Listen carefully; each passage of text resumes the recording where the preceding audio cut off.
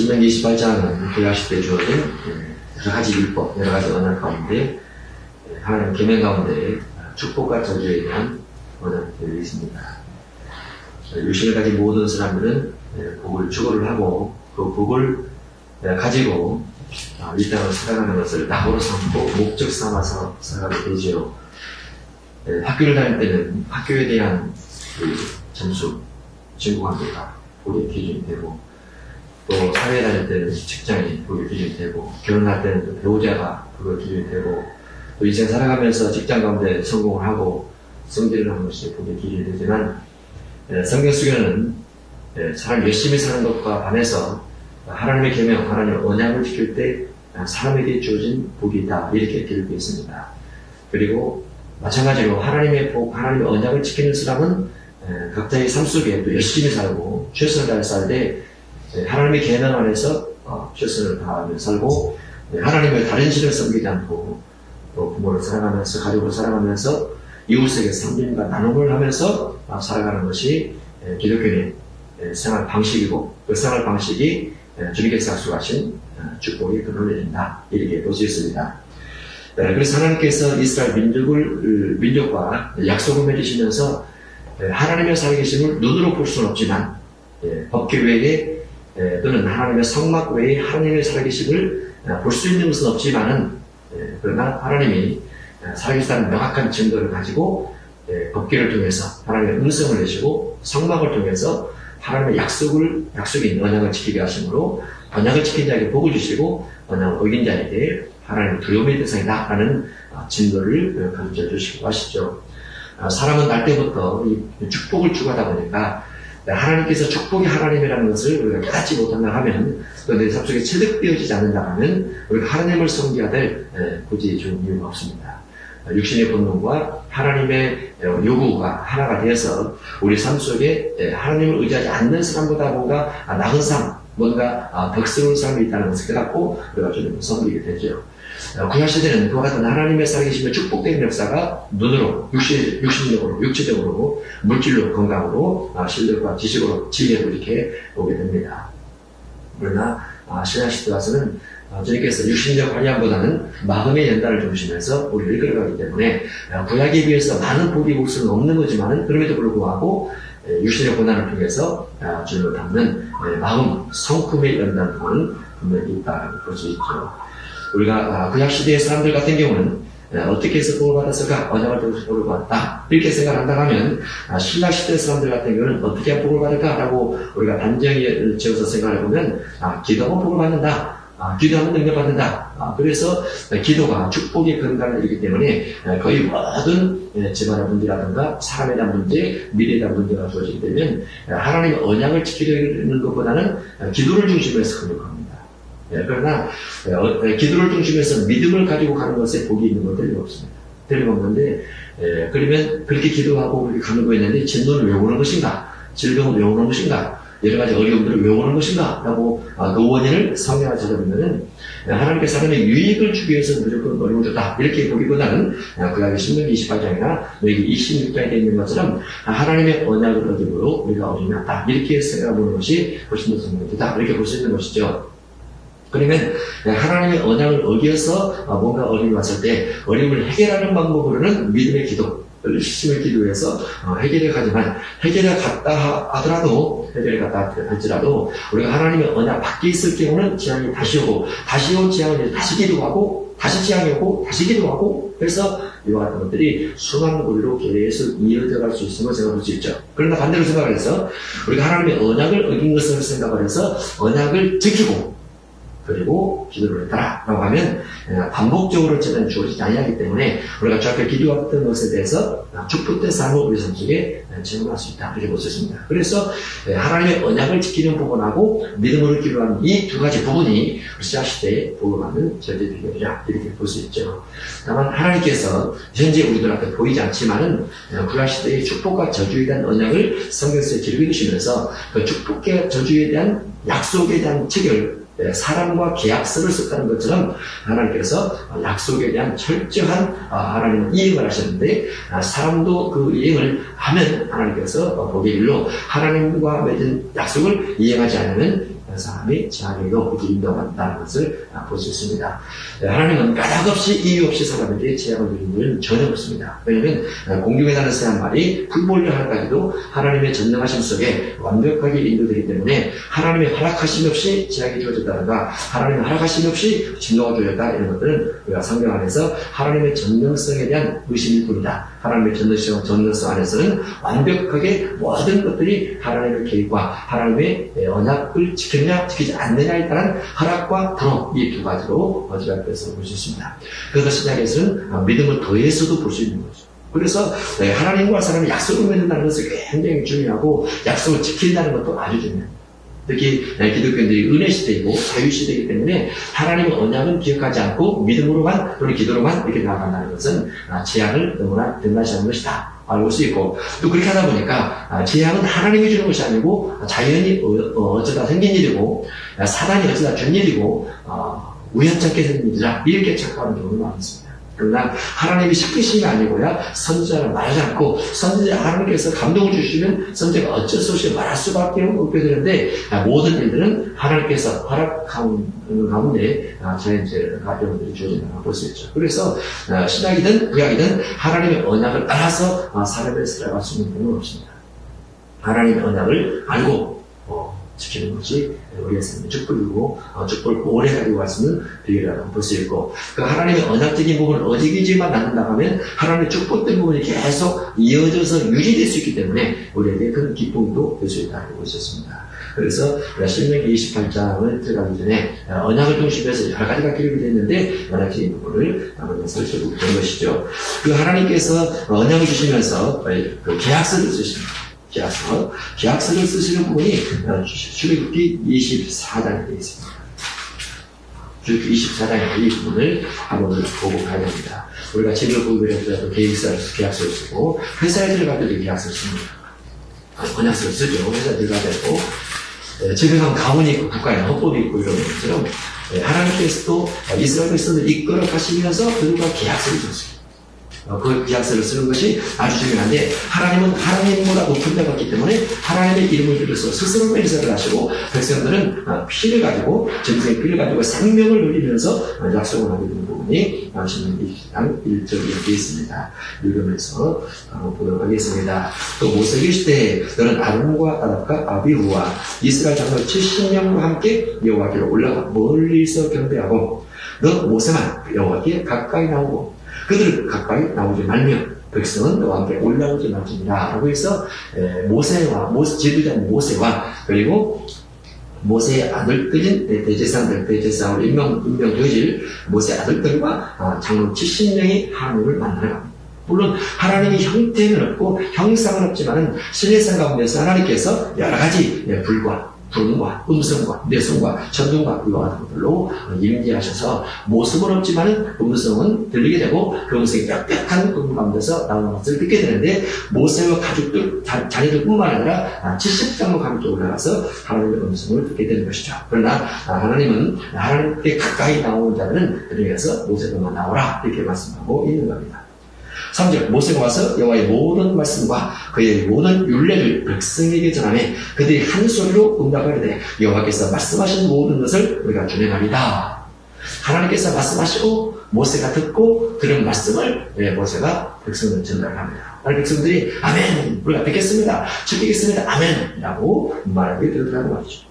4절 모세가 여호와의 모든 말씀을 기록하고 일어나 산 아래 제단을 쌓고 이스라엘 12지파대로 12기둥을 세우고 이스라엘 자손의 청년들을 보내어 여호와께 소로 번제와 화목제를 드리게 하고 모세가 피를 가지고 반은 양풀을 담고 반은 제단에 뿌리면서 언약서를 가져다가 하나님께서 말씀하신 것을 기록하고 기록된 언약의 말씀을 가져다가 백성에게 낭독하여 듣게 하니 그들이 이제 여호와의 모든 말씀을 우리가 준행하리다. 그래서 백성들은 지키겠습니다, 하나님은 여호와 같은 말을 지키라, 백성들은 지키겠습니다 라고 양푼을 가지고 피를 받아서 뿌린 제단 앞에서 백성들이 모세를 통한 하나님의 언약을 듣게 됩니다. 그리고 그들이 말씀대로 지키겠다고 고백하게 되죠. 모세가 그 피를 가지고 백성에게 뿌리게 되되 너는 여호와께서 이 모든 말씀에 대하여 너희와 세우신 언약의 끈이라 너희가 지키겠나이다 라고 말했던 부분을 하나님께서 분명히 들으셨을 것이다. 그래서 약속을 지키는 민족, 약속을 지키는 백성이 되라. 하나님은 하나님의 약속을 지키고 백성은 백성의 약속을 지키는 자가 되라고 말이죠. 그러면 하나님은 하나님의 약속을 지키기 위해서 스스로 일을 하시고 사람은 하나님의 약속을 지키기 위해서 스스로 언약을 주시면서 살아가게 될 때 하나님께서 그와 같은 축복을 그리고 신명기 28장 1절 이하에서 베풀어 주겠다라는 거죠. 이 약속은 대표성은 됩니다. 이 계약 언약은 대표성은 됩니다. 비록 현재 BC 1500년 전에 하나님과 모세가 언약을 맺은 것이고 피를 남아서 짐승의 피를 남아서 뿌려서 맺은 것임에도 불구하고 이 약속은 영원한 것이기 때문에 하나님께서 모세와 맺은 약속이 오늘날 우리에게도 적용이 된다고 볼 수 있고 다만 그 적용하는 과정에서 예수님의 십자가 피 사건이 주어지기 때문에 짐승의 피가 아닌 예수님의 피 사건이 주어지기 때문에 그 언약, 그 약속들이 약간은 변경된 부분도 있더라는 말이죠. 또는 완전 폐기되는 부분도 있더라 이렇게 볼 수 있습니다. 만약에 구약 모세율법이 완전했다면 예수님께서 내가 율법을 가라오지 아니요 완전 자라왔다라고 말씀하지 않았을 겁니다. 그러나 구약 율법이 부하지 때문에 예수님께서 오셔서 완전케 만들어주시면서 법을 완벽하게 조절을 하시죠. 조율을 하셔서 정리를 하셔서 우리에게 주신 산상수훈이 맞습니다. 이렇게 볼 수 있습니다. 어쨌든 구약은 하나님께서 이스라엘 백성의 대표자인 모세를 중심해서 약속을 맺으시고 약속에 피를 뿌리면서 이거 우리가 하나님은 하나님을 지키고 우리를 지키자라는 것들을 고백하게 되죠. 그래서 23장 1절로 11절이 계약서를 작성하면서 서로 약속을 맺는 부분이라고 볼 수 있습니다. 그것을 언약서라 이렇게 말하는 거죠. 자, 신명기 28장 1절입니다. 언약서. 이 언약서의 기준에서 하나님께서 복을 주시기도 하시고 진노를 내리기도 하리라. 이렇게 되어 있는 겁니다. 28장 1절입니다. 내가 네 하나님 여호와의 말씀을 삼가 말씀을 들으라. 말씀을 삼가 듣고 말씀을 조심해서 들으라. 아무렇게나 듣지 말고 세상 말씀 듣지 말고 말씀을 조심해서 듣고 내가 오늘 내게 명령하는 그의 모든 명령을 지켜 행하면 하나님께서 명령하신 명령을 지켜가면 내 하나님 여호와께서 너를 세계 모든 민족 위에 뛰어나게 하실 것이라. 그래서 세계 1등, 세계 제일의 국가를 만들어 주겠다고 하나님께서 공언을 하십니다. 하나님의 언약을 지킬 때, 하나님의 명령을 지킬 때 세계 모든 민족이 뛰어나게 하실 것이라는 말씀을 주시죠.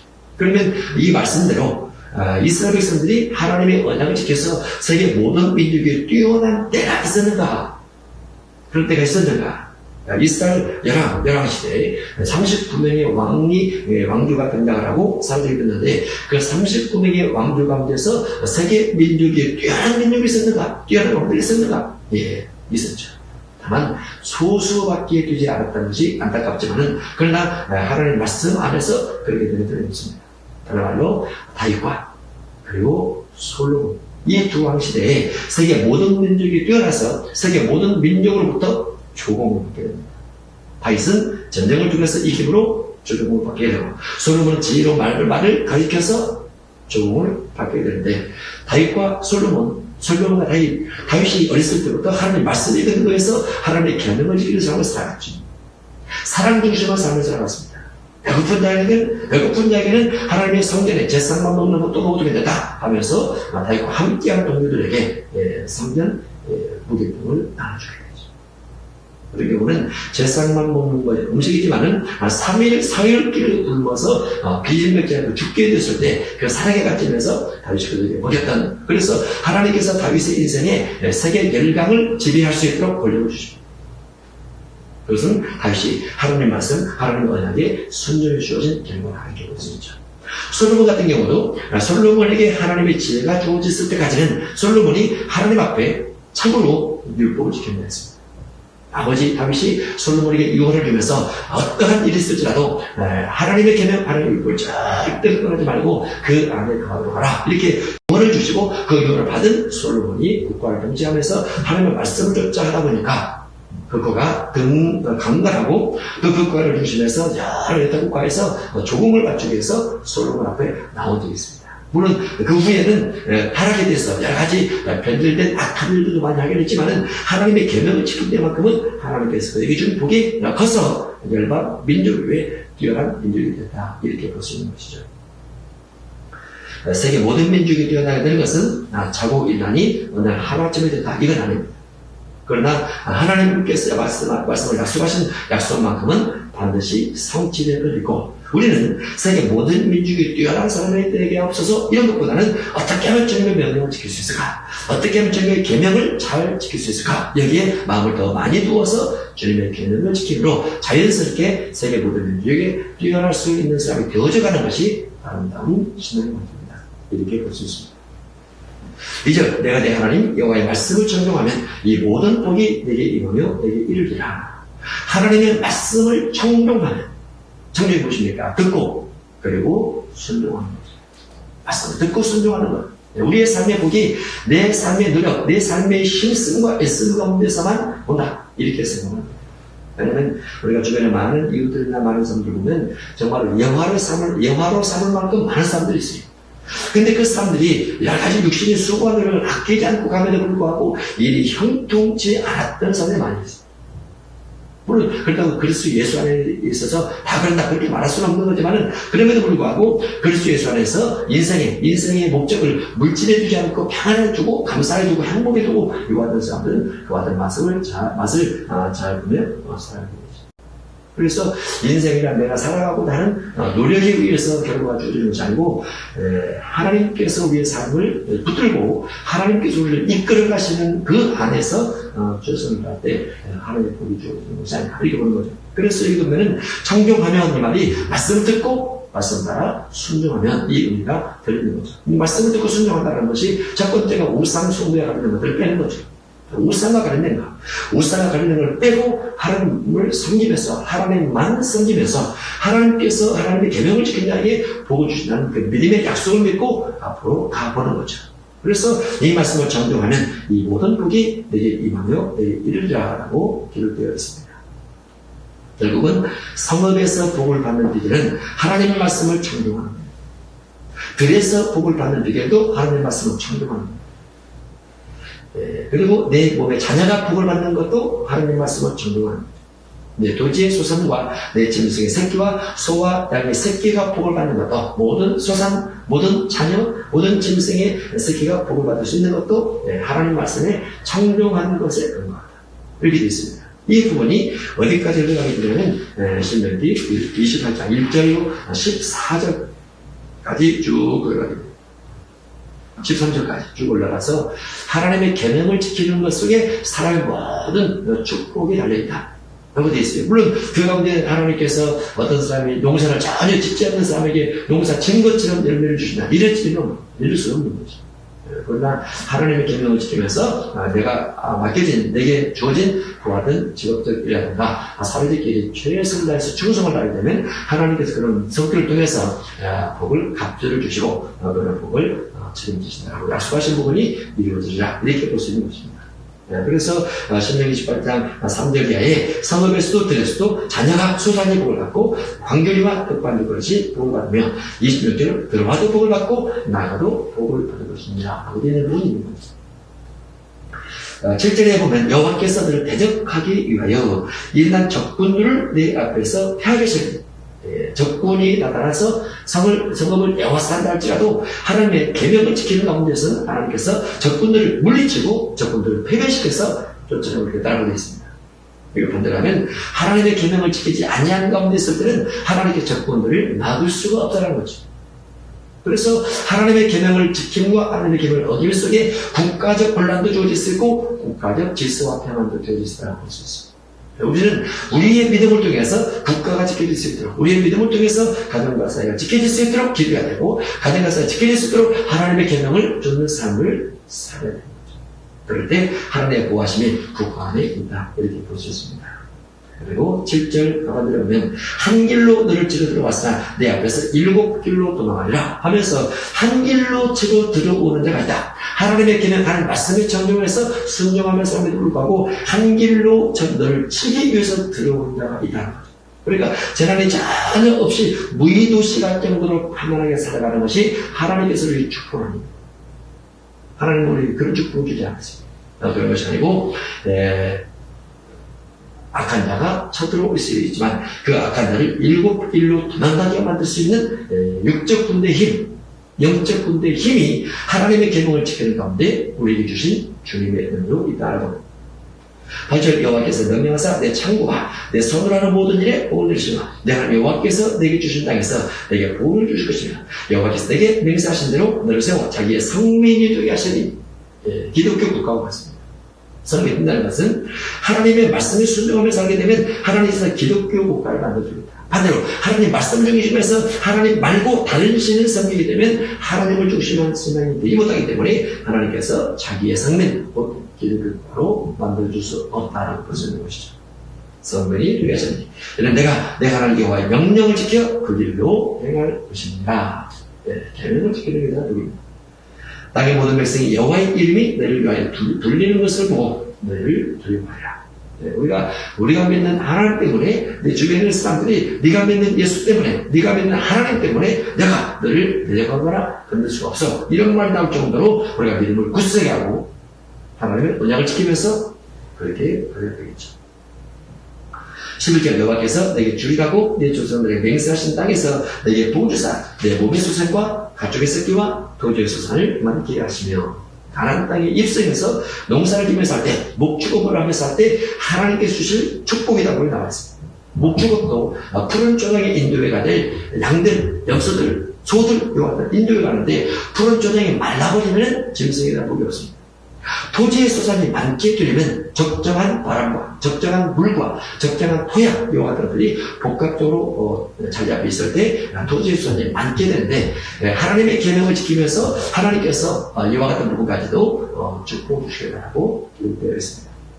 11절 여호와께서 너를 위하여 하늘의 아름다운 복을 내시사 내 땅에 때를 따라 비를 내리시고 아주 지혜 적절한 말씀으로 부족히 있다고 볼 수 있습니다. 농사를 짓는 사람이 한여름에 뜨겁게 햇빛만 내리시고 어느 시기에는 또 비만 계속 내려서 농작물이 나들어진다 하면은 그 농작물은 다 불량품이라고 할 것입니다.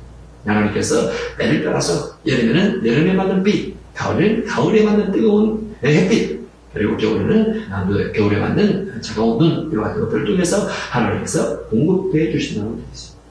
그것이 하늘에서 아름다운 복을 내사 땅으로 때를 따라 비를 주시고 내 손으로 하는 모든 일에 복을 주시니 내가 많은 민족에 꾸질지라도 꾸지 아니할 것이며 해서 최고국이 아니고 채권국으로서의 지위를 유지하고 나갈 것을 말씀하고 있습니다. 사람이 과도한 욕심만 부리지 않는다면 채무에 대해서 큰 두려움을 가지지 않고 살아갈 수 있습니다.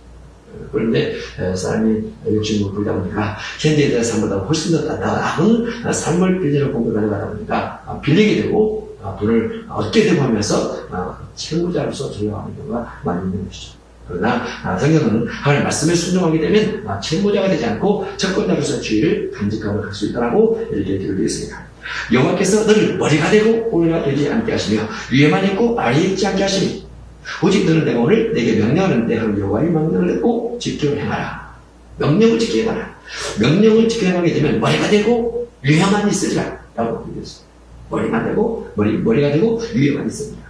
육신적으로 살아가는 삶 속에서 최고의 권위를 유지하고 최고의 능력을 발생할 수 있도록 하나님께서 지켜주시고 인도해주시겠다는 거죠. 그런데 이와 같은 하나님께서 약속하신 약속을 전제로 해서 머리가 되고 위에 있으리라 이렇게 말씀하시죠. 이런 부분들이 또 신약 시대로 이어서 내려오게 되면 신약에는 예수님의 제자의 어머니가 예수님께 요구하면서 당신의 나이 마실 때의 나의 두 아들을 좌우편에 앉게 하옵소서 라고 요구를 하자 예수님께서 구약에 있는 이 부분 가지고 말씀하지 않으시고 너희가 종된 자가 되고 너희가 섬기는 자가 되는 것이 하늘에서 큰 자냐 이렇게 말씀하시면서 육신 속에서 육신의 명예와 권세를 얻는 것이 다가 아닌 걸 말씀하고 있습니다. 오히려 머리가 되는 것이 머리가 되는 것이고 낮은 곳에 있는 것이 강한 높은 곳에 있는 것이 된다고 주님께서 그렇게 말씀하시게 되죠. 그래서 우리의 삶 속에는 이런 부분들이 신약으로 이어져서 우리가 주 앞에 종이 되고 주 앞에 섬기는 자가 돼서 그 가운데 명예와 지위를 얻어갈 수 있다면 그 사람은 대단한 사람이라 이렇게 볼 수 있습니다. 1등을 되기 위해서 노력하다가 1등이 안 되는 사람이 있고 1등을 목적으로 하지 않고 하나님의 영광을 목적으로 하다가 자기도 모르게 1등이 되는 사람이 있을 수 있는 것이죠. 하나님이 기뻐하는 것은 어떤 지위를 목적으로 해서 가능한 사람은 주님께서 기뻐하지 아니하시고 주님의 일을 목적으로 해서 가다가 어찌할 수 없이 직분을 얻었을 경우는 주님께서 기뻐하신다 이렇게 볼 수 있습니다. 우리가 하나님의 축복은 반드시 언약 가운데 오고 이 언약이 신약을 통해서는 믿음 가운데 오기 때문에 언약과 믿음 두 가지를 우리가 번갈아서 잘 살펴봐서 우리 믿음을 굳세게 하고 하나님 언약 받게 되는 것을 해결하면서 나가면 하나님께서 우리의 삶에 복을 줄 줄로 믿습니다. 우리가 주의 언약을 지키며 살아감으로 주의 복을 체험하며 사는 복된 축복이 있으시기를 바랍니다.